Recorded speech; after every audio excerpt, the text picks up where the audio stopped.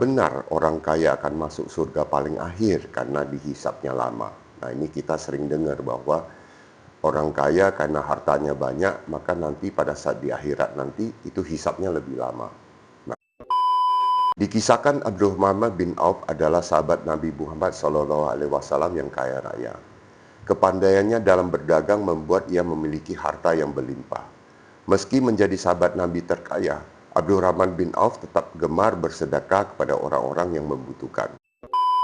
Pada zaman Rasulullah SAW, Abdurrahman bin Auf menyedekahkan separuh hartanya.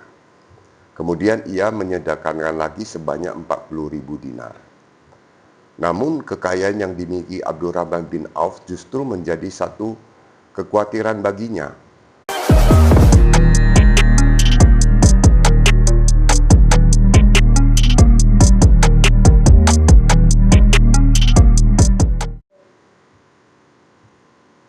Bismillahirrahmanirrahim. Assalamualaikum warahmatullahi wabarakatuh. Pertama-tama mari kita bersama panjatkan puji syukur atas kehadirat Allah Subhanahu wa Ta'ala yang selalu melimpahkan rizki dan rahmat kepada kita semua. Tidak lupa sholawat serta salam senantiasa kita curahkan kepada junjungan kita Nabi Muhammad SAW yang telah membawa kita dari zaman kegelapan menuju zaman yang terang.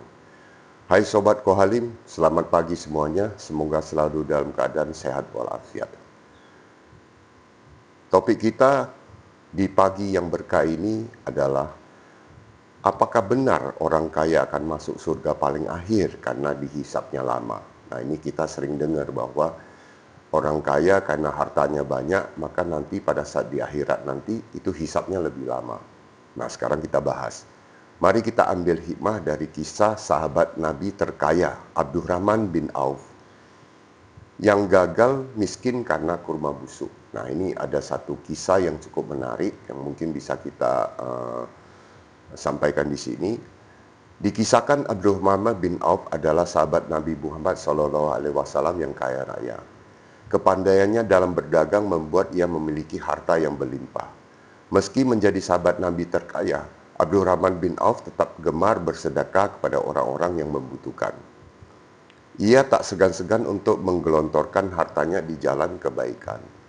Pada zaman Rasulullah SAW, Abdurrahman bin Auf menyedekahkan separuh hartanya. Kemudian ia menyedekahkan lagi sebanyak 40.000 dinar. Namun kekayaan yang dimiliki Abdurrahman bin Auf justru menjadi satu kekhawatiran baginya. Bahkan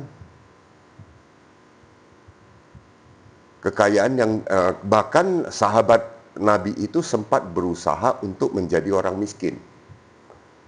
Hal tersebut setelah ia mendengar perkataan Rasulullah SAW bahwa Abdurrahman bin Auf akan masuk surga paling akhir karena terlalu kaya. Nah, ini karena dia harus dihisap lebih lama, katanya begitu. Nah, sahabat Nabi ini tidak ingin dihisap paling lama. Ia mencoba untuk menjadi miskin supaya masuk surga lebih awal. Suatu ketika, setelah perang Tabuk, kurma yang ditinggalkan sahabat di Madinah menjadi busuk. Hal tersebut menyebabkan niat jual kurma menurun. Kesempatan ini tak disia-siakan oleh Abdurrahman bin Auf. Ya. Ia membeli kurma busuk dengan harga yang normal. Nah, ini dia mau spekulasi supaya dia bisa menjadi miskin, gitu. Tentu saja semua sahabat bersyukur karena yang awalnya berpikiran tidak laku, kini ludes dibeli oleh Abdurrahman bin Auf. Akan tetapi, usaha Abdurrahman bin Auf itu menjadi miskin gagal. Kenapa gagal? Suatu ketika datang utusan dari Yaman yang sedang mencari kurma busuk. Utusan tersebut bercerita, jika di negerinya sedang terserang suatu penyakit menular yang aneh. Konon yang menjadi obat penyakit menular itu adalah kurma busuk. Abdurrahman bin Auf mau tidak mau menjual kurma busuk itu. Oleh utusan Raja Yaman, kurma busuk itu dibeli dengan harga 10 kali lipat dari harga kurma biasa. Dari kisah sahabat Nabi bernama Abdurrahman bin Auf, terdapat banyak hikmah yang dapat dipetik. Hikmah-hikmah ini dapat diimplementasikan dalam kehidupan sehari-hari. Nah, kita sudah dengar sama-sama cerita sahabat Nabi yang namanya Abdurrahman bin Auf. Dia berusaha untuk miskin, tapi ternyata tidak bisa miskin. Dia tetap saja kaya, walaupun dia sudah lakukan hal-hal yang bisa membuat dia miskin. Nah, tujuannya adalah supaya dia lebih cepat masuk surga dan tidak dihisap terlalu lama. Nah, apakah ini benar?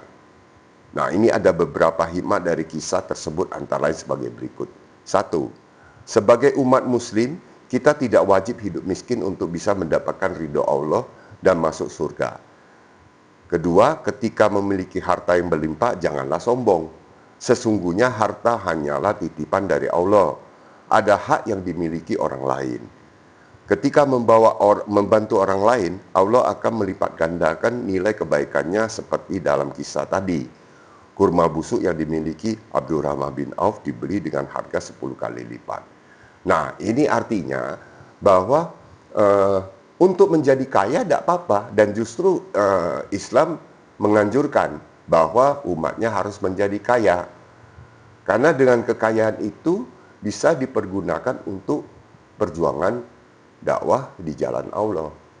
Jadi menumpuk kekayaan bukan untuk meningkatkan maksiat, tapi sebaliknya itu bisa dimanfaatkan untuk sesuatu yang bernilai di mata Allah. Karena itu sifatnya titipan. Jadi artinya tidak semua orang kaya itu ditakdirkan untuk masuk surga lebih lama, karena hisabnya lebih lama. Bukan begitu pengertiannya.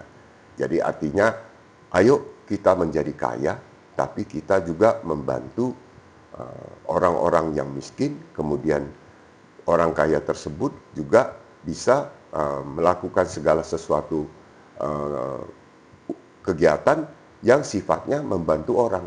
Nah, itu kekayaan itu baru bermanfaat, dan kekayaan itu tidak akan berkurang, tetap akan kaya. Nah, ini kurang lebih seperti itu.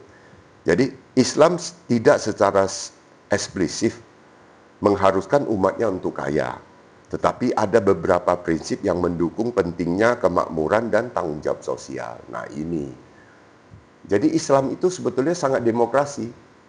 Islam itu tidak terlalu memaksakan sesuatu kehendak, tapi Islam itu menyerahkan kepada umatnya untuk mengantisipasi apa yang kira-kira yang akan dilakukan jikalau dia masuk di satu situasi di mana seperti Abdurrahman bin Auf. Nah, berikut adalah beberapa alasan mengapa kekayaan dianggap penting dalam Islam. Satu, ibadah dan amal. Kekayaan memungkinkan umat Islam untuk melaksanakan ibadah seperti zakat, ya, zakat mal itu wajib, dan sedekah, amal sukarela. Membantu sesama, terutama yang membutuhkan, adalah bagian penting dari ajaran Islam.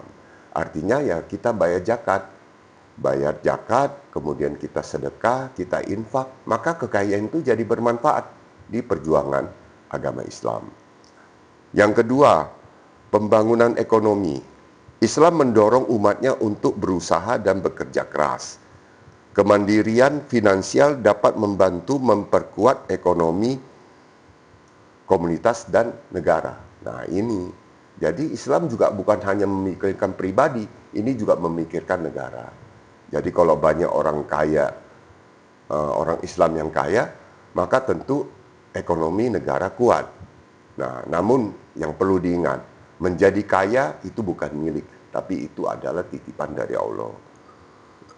Nah, yang ketiga, berkah dan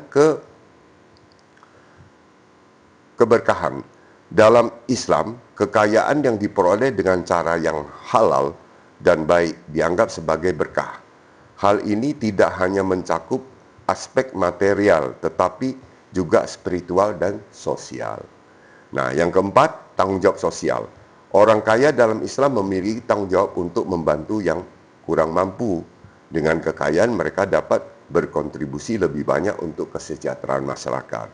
Yang kelima, pendidikan dan keluarga.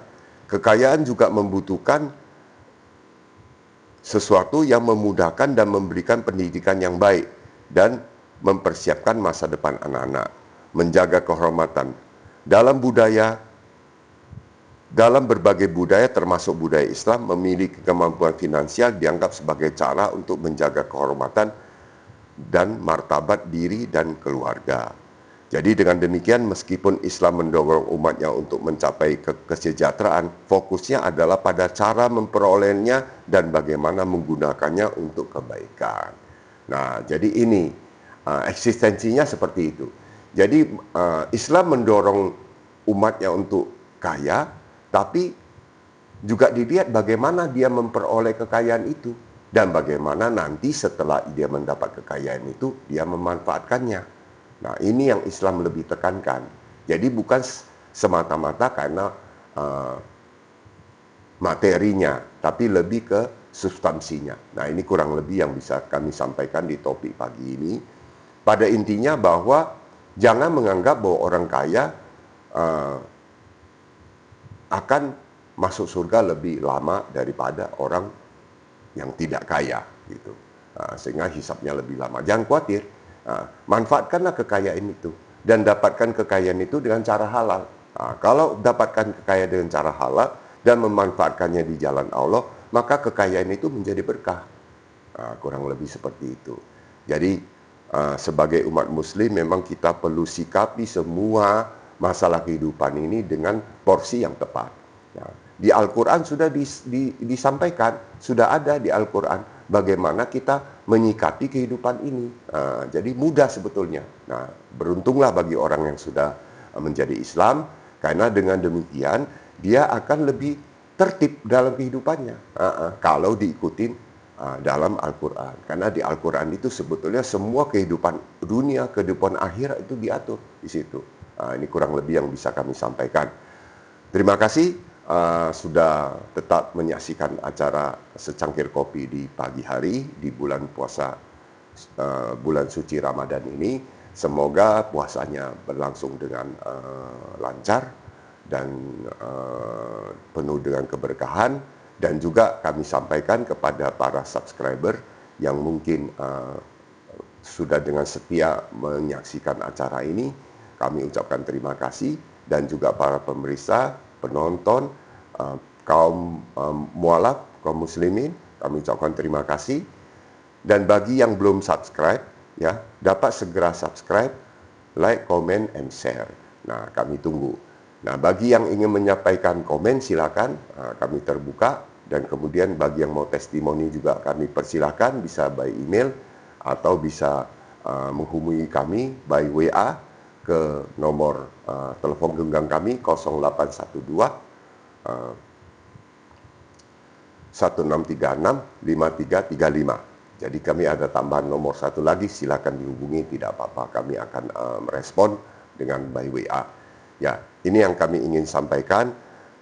Juga kami di bulan suci Ramadan itu bila mana ada yang berminat untuk bersedekah, berinfak, kami juga terima. Dan ada juga kami buka rekening dana yang ada barcode-nya, silakan diakses, ya, silakan bersedekah, karena di bulan suci Ramadan ini sedekah akan dihitung berlipat ganda. Kami tunggu subscribe-nya dan juga sedekahnya. Semoga ini menjadi satu keberkahan buat kita semua. Kita tahu bahwa bulan suci Ramadan adalah bulan suci yang dilaksanakan setiap tahun hanya sekali. Jadi manfaatkanlah bulan suci Ramadan ini dengan sebaik-baiknya. Jadikanlah puasa ini adalah puasa karena Allah, bukan karena apa-apa, tapi hanya semata-mata karena Allah. Karena kita akan mendapatkan pengampunan dan juga mendapatkan rahmat dari Allah Subhanahu wa Ta'ala. Kurang lebih ini yang bisa kami sampaikan. Mohon maaf bila mana ada kata-kata yang kurang tepat atau ada orang-orang yang mungkin tersinggung, tersindir dengan topik yang kita bawakan pagi ini. Semoga ini bisa menjadikan satu motivasi dan inspirasi untuk kita semua. Terima kasih sekali lagi kami ucapkan. Wassalamualaikum warahmatullahi wabarakatuh.